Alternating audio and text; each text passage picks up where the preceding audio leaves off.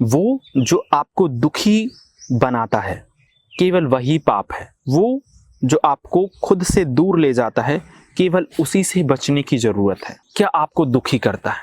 हमेशा से देखेंगे कि कुछ हमारे भाव होते हैं, जो भाव आते ही हमारे जीवन में दुख उतरना चालू हो जाता है। अब पाप और पुण्य की हम परिभाषा को समझने की कोशिश करते हैं पहले कि पाप क्या है। ऐसा कृत्य, ऐसा विचार, ऐसा भाव जो जीवन में दुख लेकर आए, पाप है। इजी है। जैसे बीमारी का ना होना शरीर में, शरीर का हमें अनुभव ना होना, ये स्वास्थ्य कहलाता है। क्या हमें हमेशा हमारा सर अनुभव होता है? किंतु जब सर दर्द होता है तब आप देखिए कि ऐसे लगता है कि सर ही सर है। जब पैर में दर्द होता है तो पैर का कैसा गहरा अनुभव होता है। इस शरीर का अनुभव नहीं होना चाहिए, ये शरीर फील नहीं होना चाहिए। जब विपश्यना करते हैं ना तो हमें ये बहुत बारीक सेंसेशन देखनी पड़ती है शरीर की। मोटी सेंसेशन तो इजीली मिल जाती है और ये होता है शरीर को महसूस करना, किंतु इसका बोध कम से कम होता चला जाए, ये गहरा और मजबूत ना होने पाए, क्योंकि इसका मतलब है कि आपने शरीर के साथ कुछ ना कुछ गड़बड़ करी है। ऐसे ही जब हम अपनी चेतना के साथ, अपने मन के साथ कुछ गड़बड़ करते हैं तो उससे दुख निकल कर आता है। शरीर के साथ कुछ गड़बड़ करते हैं तो दर्द आता है। ईश्वर ने जो दर्द बनाया है, परमात्मा ने दर्द बनाया, ये बहुत बेहतर है। नहीं तो हम जैसे बाल काटते हैं ना अपने, अभी तो देखिए कि लोग नाक अच्छी नहीं लगती तो नाक निकलवा के दूसरी लगवा लेते हैं, होंठ अच्छे नहीं लगते उनकी सर्जरी करवा लेते हैं।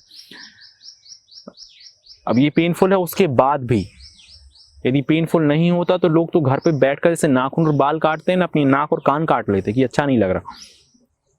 तो दर्द अच्छे के लिए, शरीर को सुरक्षित रखने के लिए। दुख है मन को सुरक्षित रखने के लिए।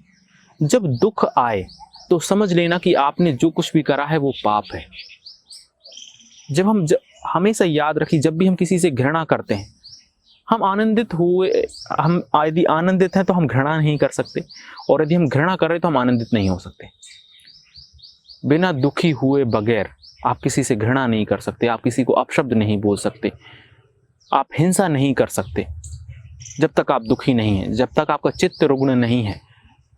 उन सारे कृत्यों को हम समझें। जैसे ही हम दुखी हों तो हम ये समझने की कोशिश करें कि जस्ट अभी मैंने ऐसा कौन सा काम करा है। कभी हमारी अटैचमेंट की वजह से हमें दुख आता है, हम किसी से जुड़ जाते हैं, हम किसी से प्रेम करते हैं, अब वो व्यक्ति किसी और से प्रेम करता है ऐसा जीवन साथी के रूप में, आप दुखी होते हैं। आप दुखी सिर्फ इसीलिए हैं कि आप चाहते हैं उसको पाना। प्रेम सिर्फ आपकी तरफ से नहीं है, प्रेम परवाह लेकर आता है। प्रेम एक तरफा होता है, दो तरफा कभी नहीं होता। उसकी तरफ से होगा वो उसका वाला होगा, आपकी तरफ से होगा वो आपका वाला होगा। और जब आप उसको पाना चाहते हैं, जब आप उसको, उन परिस्थितियों को नियंत्रण करना चाहते हैं, तब दुख आता है। और दुख आता है अटैचमेंट से, क्योंकि आपने उससे जुड़ाव महसूस कर लिया है कि वो सिर्फ मेरे साथ हो। प्रेम परम स्वतंत्रता है, ऐसी स्वतंत्रता जो खुद को भी स्वतंत्र करती है, किसी और को भी स्वतंत्र करती है कि तुम चाहो तो रहो मेरे साथ, ना चाहो तो ना रहो मेरे साथ, किंतु मुझे तो प्रेम है, मैं क्या कर सकता हूं। प्रेम खुद की हेडेक है। तो जो भी कृत्य हमारे जीवन में दुख लेकर आए वो कृत्य पाप है, और उनसे हमें दूर होना होगा, उनसे हमें दूर होना चाहिए। वो जो आपको खुद से दूर ले जाता है। बहुत सारी चीजें हैं जो हमें स्वयं से मिलने नहीं देती। अहंकार, घृणा, हिंसा, ये हमें स्वयं से मिलने नहीं देती। ये अपने कंट्रोल में चीजें ले लेती हैं। जैसे ही आप अहंकारी हो जाएंगे तो अहंकार ही आपको बर्बाद कर देगा, आपको स्वयं का एहसास नहीं होने देगा, आपको खुद का बोध नहीं होने देगा। और जब आपको स्वयं का बोध नहीं होता तो आप कभी जान नहीं सकते कि आपके क्या कुछ मायने हैं। जीवन बहुत गहरी अवस्था है जिसको हमें जीना है, किंतु जब तक आप अलर्ट नहीं होते, जब तक आप स्वयं को नहीं जान पाते, आप जीवन को कभी नहीं समझ सकते। तो मैं कहूँगा कि ऐसे सारे भाव, जो भी हम पाप को कैसे डिफाइन करेंगे, तो हमने ऐसे कर दिया कि जो दुख लेकर आए। जब भी आप दुखी हो, उन भावों को समझे कि आपने घृणा करी, कि आपने अपराध करा, कि आपने चुगली करी, कि आपने किसी की बेइज्जती करी है अभी, क्योंकि ये सारे के सारे भाव दुख लेकर आते हैं। जीवन में परम आनंद है, आनंद ही आनंद है यदि ये भाव निकल जाए तो। ये हमारे ऊपर थोप दिए गए, शुरू से लेकर अंत तक हम यही देखते चले जाते हैं कि कोई व्यक्ति झूठ बोल रहा है चंद रुपयों की खातिर, कोई व्यक्ति झूठ बोल रहा है एक पद प्रतिष्ठा की खातिर, कोई हिंसा कर रहा है, किन्हीं भी वजहों से कर रहा है, पर कर रहा है हिंसा। तो इन सारे भावों के लिए हम अलर्ट रहें कि हमें कौन से भाव आ रहे हैं। जब मैं आगे चल के विचार शुद्धि के बारे में बात करूंगा तो इस सारी बातों को हम और गहरे में समझेंगे कि क्या होती है विचार शुद्धि, जिसके होने से ही, सिर्फ थोड़ा सा अलर्ट होने से हमारे जीवन में आनंद की लहर बहने लग जाती है। तो ये बात विचार शुद्धि से ही है कि हमारे अंदर जो विचार आते हैं उनके प्रति भी हम अवेयर रहें।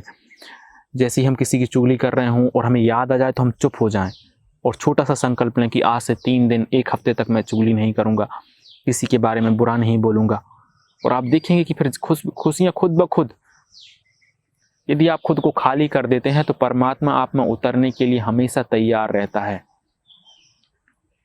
किंतु हम खुद को खाली नहीं करते। एक विदेशी व्यक्ति था, पश्चिम से पूरब की तरफ आया और उसे पता चला कि एक संत हैं जिनको अभी अभी ज्ञान प्राप्त हुआ है, कुछ समय पहले उनको ज्ञान हो गया है, बोध हो गया है। तो उसने बहुत शीघ्रता करी और वो उनसे मिलने के लिए पहुंचा।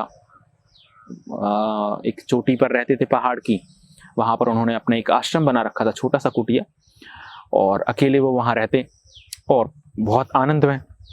वो व्यक्ति पहुंचा और पूछने लगा कि बताइए जीवन का परम आनंद क्या है, धर्म क्या है, सत्य क्या है, ईश्वर क्या है।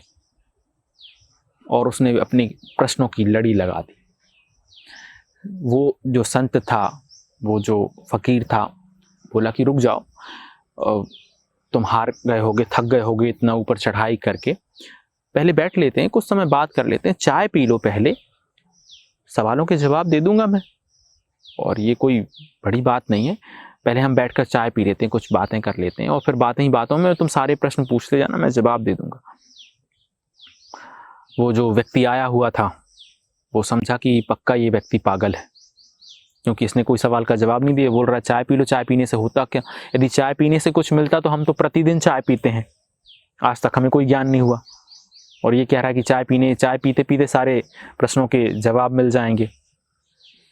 तो कहा आप ठीक है, आ गए हैं, थक गए हैं, हारे थके हैं, तो चाय पी के वापस चलते हैं, अब इससे तो कोई एक्सपेक्टेशन है नहीं। वो फकीर चाय का प्याला लेकर आया और उस जो प्याला रखा हुआ था चाय का, जो मग, एक बड़ा बर्तन लेकर आया, पतीले से चाय डालने लगा। एक कप में नीचे बसी रखी हुई थी, प्लेट रखी हुई थी, उसमें डालने लगा। कप पूरा भर गया तो चाय गिरकर बसी में जाने लगी। बसी पूरी जो थी, प्लेट जो था वो पूरा भर गया तो चाय गिरकर नीचे जाने लगी। और वो बोला कि देखिए क्या कर रहे हैं आप, ये पूरा भर गया, अब इसमें और नहीं आ सकता। तो संत बोला कि फिर तुम कैसे ये अपेक्षा कर सकते हो कि तुम्हारे अंदर सत्य आ जाएगा, परमात्मा आ जाएगा, आनंद आ जाएगा, तुम पूरे भरे हुए हो। जब तक इसे खाली नहीं करेंगे इसमें और चाय नहीं जा सकती। ऐसे ही जब तक तुम खुद को खाली नहीं करोगे परमात्मा नहीं आ सकता, सत्य तुम्हारे अंदर नहीं आ सकता। पहले खुद को खाली करो। और उस व्यक्ति की चक्षु खुल गए, आंखें खुल गई और कहा कि हाँ बात तो बड़ी पते की करी है। तो चाय पी और जब जाने लगा तो जाते जाते बोला कि जब मैं अपने आप खाली कर लूंगा तब आऊंगा तुम्हारे पास। तो वो फकीर फिर से हंसा और बोला कि फिर आने की जरूरत नहीं है, जब तुम खाली हो जाओगे तो परमात्मा तुम में खुद ही उतर जाएगा, आनंद तुम में खुद ही उतर जाएगा, सत्य तुम में खुद ही उतर जाएगा, प्रेम तुम में खुद ही उतर जाएगा। खाली हो जाओ थोड़े से, तुमने अहंकार से खुद को भर रखा है तो प्रेम कहाँ जाएगा, पहले तो खाली करो। या तो फिर तुम्हारी कैपेबिलिटी को बढ़ाओ, तुम्हारे बर्तन को थोड़ा बड़ा करो कि एक तरफ अहंकार भी रख लो एक तरफ प्रेम भी, पर ऐसा कभी हो नहीं पाता, वो मिक्स हो जाते हैं और फिर प्रेम भी विकृत हो जाता है थोड़े से अहंकार के मिलने से। जैसे जैसे अहंकार जाएगा प्रेम उसके अंदर आता जाएगा, और प्रेम, अहंकार का पूरा खत्म हो जाना बहुत जरूरी है। छोटी सी बीमारी भी बड़ी बड़ी चीजों को खत्म कर देती है। तो हमें ये समझना पड़ेगा कि ऐसे कृत्य, ऐसे भाव, जो भी पाप, जो भी दुख लेकर आते हैं वो पाप, उनसे हम दूर हटें, उनको समझें कि इनसे हम कैसे दूर हो सकते हैं। और इसके लिए आपको एफर्ट लगाना पड़ेगा और खुद से रूबरू हूँ, खुद के साथ कुछ समय बिताएं। मुझे आपने इतना प्रेमपूर्ण, इतना स्नेहपूर्ण, इतना शांतिपूर्ण ढंग से सुना, इसके लिए बहुत आभारी हूँ। आप सभी के अंदर उपस्थित परमात्मा को मेरा प्रणाम।